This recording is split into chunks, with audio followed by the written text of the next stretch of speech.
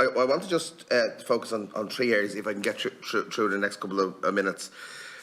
I was delighted to see the school secretaries programme, where school secretaries were taken onto the payroll system for the Department of Education. I think it provides security. It treated them equally with other professionals within the school campus. Unfortunately, I believe it has created an anomaly around the ancillary grants. So I have 5 schools in my area that basically their ancillary grant has now been deducted because the school secretary salary has been effectively deducted from that grant, and they now have to employ a caretaker who's the other beneficiary of that grant. And the four figures I have here is, or 5, a caretaker for €8,300, €7,800, €1,800, €8,500, and €10,000. None of those schools would be able to secure a full-time caretaker for that figure. There is a problem in the way that we have applied the reduction to the ancillary grant. So that's my first question. I think it feeds in then to the second question. The second question is, all of the schools that I talk about are large schools that were built in the 1950s, 1960s. Demographics have changed, so they don't have the same number of pupils in those schools, but they have huge school buildings. And the ancillary grant is based on the capitation. And so you have caretakers on huge sites in very old buildings that just can't meet the needs.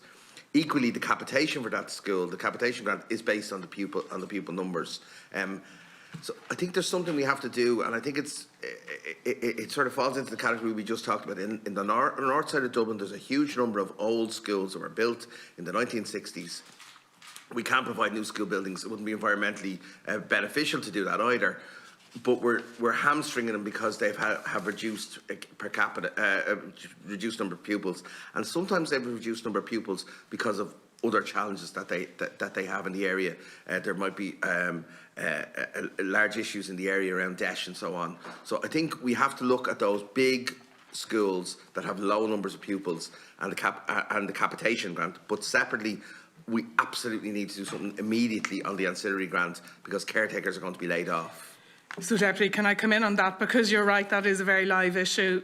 You're right to welcome the work on the secretaries. That was a complex piece of work because I'm afraid our education system, there's a lot of legacy issues there across 4,000 schools, lots of different arrangements by secretaries. So it took us a while to get them on payroll, but they are on payroll, and it's a great development. It is complicated, can I say, but that is live at the moment, and we are working through that at the moment. But basically, schools that might be left with very little, they would have been getting a certain amount of money to cover secretaries' ancillary.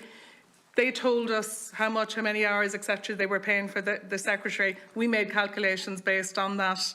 There are now some issues arising, and there are, there's issues. In some cases, more hours I think were being allocated than I accept that. We made our calculations based on what we were told. In reality, there was a commitment also given that school caretakers would also be taken onto the absolutely, and they are going to be, and we are going to be working through that. Is that likely to happen by September? No, it will take us. We're starting the work. We're absolutely starting the work on caretakers, but I don't think they'll be on the payroll this September. But we are starting the work with them. I think, just if you don't mind, Deputy, if I could mention, because we understand that schools have pressures, and I just want to talk about, there was 90 million given to help them with cost of living back in 22, 61 million last year, 60 million last year, 21 million going into their base from this September. I'd also encourage schools that if they are having significant difficulties, and I know you're talking specifically about caretakers, but the FSSU, the Financial Support Service Unit that we operate, that schools should go there if they are in extreme difficulty. I met with school principals. I have a list of things, suggestions. For example, I think we need to handle insurance better. You know what I mean? I think there's much more cooperation could happen around insurance. Much more cooperation could happen around, and I know it does happen around group purchase of electricity and utilities and so on. I think we could be supporting schools to reduce their costs a lot more, and there's value for money for the department there as well. And there are a lot of frameworks in place, and we are continuing to work on that. A school principal